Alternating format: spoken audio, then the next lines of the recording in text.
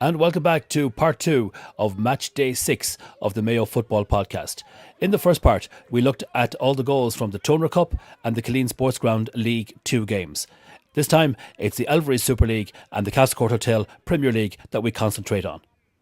The first Elvery Super League game of the weekend took place in excellent conditions in Foxford when SNF hosted the champions Westport. Straight Foxford put last weekend's disappointing defeat to Claremorris behind them as they picked up a point. John Durkin gave them the half-time lead as he raced onto a brilliant through ball from Mark Moyles to beat Gary Cunningham with a clever chip that allowed him to finish as the Westport defence failed to react in time. It took 10 minutes in the second half for Westport to respond as Peter Corcoran headed home a right-wing cross from Danny Scahill as Straight Foxford failed to clear a free kick from the left wing. Both sides had great chances to grab all 3 points, including this one brilliantly saved by Gary Cunningham. Final score, Straight Foxford 1, Westport United 1. I think probably a fair result. They had the better of the first half. I think we had the better of the second half. We weren't happy at all with our first half performance. Intensity wasn't where it should be and they were deservedly ahead. Second half we addressed some of those issues, but we wouldn't be happy overall to have dropped 2 points because of our first half performance. We got away with it and we got a deserved equaliser, I thought, and possibly could have sneaked it at the end, but then again Gary Cunningham made a great save near the end. They could have sneaked it too, so probably a fair result, but we're not happy. When Ballyglass and Claremorris last met just 2 weeks ago in the West Arrow Cup, it was one of the games of the season. 3-3 over 90 minutes and extra time was needed to separate the two sides. Could lightning strike twice? Ronan Commons continued where he left off last week, giving Claremorris an early lead. JP O'Gorman has been on fire recently and he made it look so easy, beating 2 defenders and the keeper to place the ball into the bottom left-hand corner. Claremorris' Dean Roddy has also been finding the net with regularity lately. His pace took him away from the defender and he calmly rounded the keeper to give Claremorris a 2-1 lead. At this point it was Claremorris that were creating all the chances, but they failed to capitalise on these and went into the break with the 2-1 lead. Early in the second half, JP O'Gorman took full advantage of a defender's mistake to level the tie at 2-2. Then Ballyglass whipped in a corner from the left-hand side that evaded everybody in the box except JP O'Gorman, who coolly grabbed his hat-trick. Claremorris battled hard and were duly rewarded when Andrew Peters' fierce shot beat a flying keeper, hit off the underside of the bar and into the net. This brought the sides all square for the third time. But Ballyglass and in particular JP O'Gorman weren't finished yet, and there was little Claremorris could do to stop JP getting his fourth of the game. Claremorris battled back but to no avail, and for the second time in as many weeks, Ballyglass emerged winners by 4-3. Ballinatown moved 3 points clear at the top of the table when they beat Erris Ainthia and Carnash. 2 goals for Dylan McKee and 1 each from Fabiano Macario and Dwayne Helly were enough to give Mick Duffy's side a 4-1 win and continue their unbeaten start to the season. Ballyhane got their second win of the season with a 90th minute strike from Jarlath O'Malley, securing another massive 3 points for Joe Redmond's side against local rivals Manula.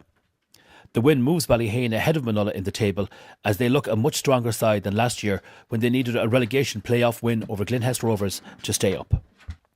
At CMS Park, Kilchimon United came close to picking up all 3 points as they drew 2-2 with Castlebar Celtic, as Liam Groke missed a second half penalty. Celtic went ahead through Gary Concannon on 17 minutes, but Kilchimon United struck back as Simon Jordan levelled the scores. Liam Flatley then had Celtic back in front just before half-time as he hit his 5th league goal of the season. Kilchimon United, though, were not to be outdone, and veteran striker Andy Ledbetter made it 2-2 on the hour mark before Groke missed the chance to win it from the spot after Ledbetter was deemed to have been fouled in the box.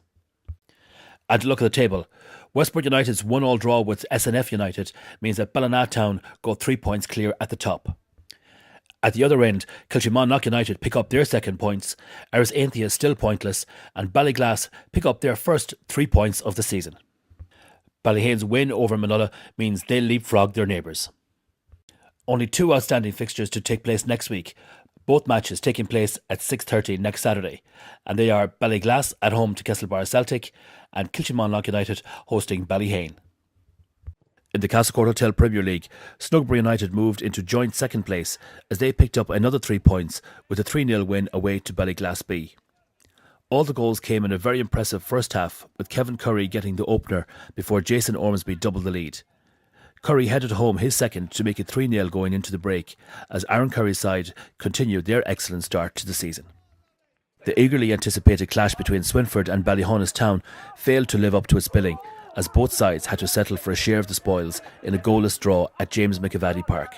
Both sides had several chances to win the game, but it was the defences that came out on top. Swinford can now look forward to their Connacht Shield final against Kilkieran next Sunday in Roscommon. Bangor Hibs can thank their keeper Pat McHale, as they came away from Father O'Brien Park with a hard-earned point after a 1-1 draw with Achill Rovers. Hibs took the lead on 27 minutes when Brian McHale scored a stunning free kick as he struck an unstoppable shot from 30 yards that found the top right corner of the net. Achill dominated the second half and equalised just before the hour mark when Chris Western headed home a right-wing cross from Kevin Carey. McHale then produced at least 3 stunning saves as Western again came close, and 2 long-range efforts from Joe Murray also tested the young keeper.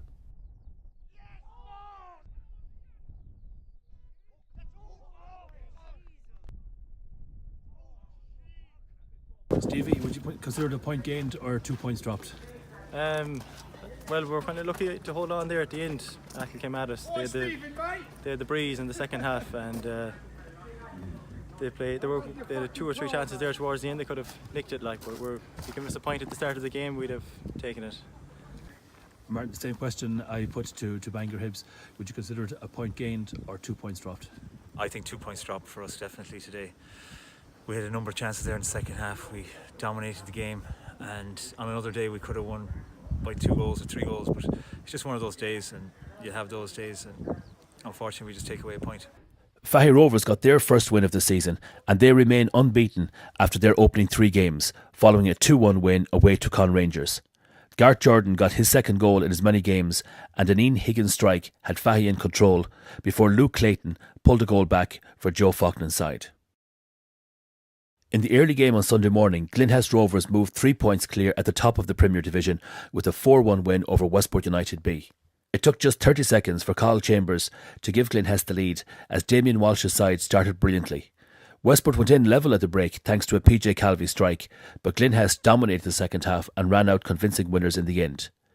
Jack O'Shea put them back in front on 46 minutes, and Kevin Ward added a third on 55 minutes before Chambers added a fourth from the penalty spot.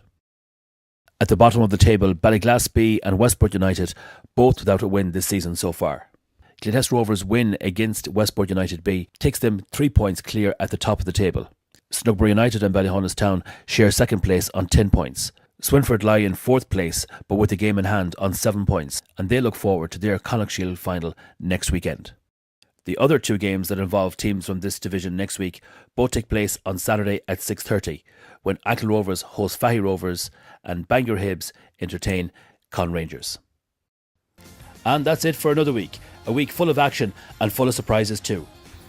Thank you all very much for watching, and many thanks to everybody who sent in the video clips, the photographs and the match reports. Just 4 league matches taking place across the county next week, but the big game is in Roscommon, where Swinford will face Kilkieran in the Connacht Shield final. Best of luck to Swinford, and we'll see you all again next week.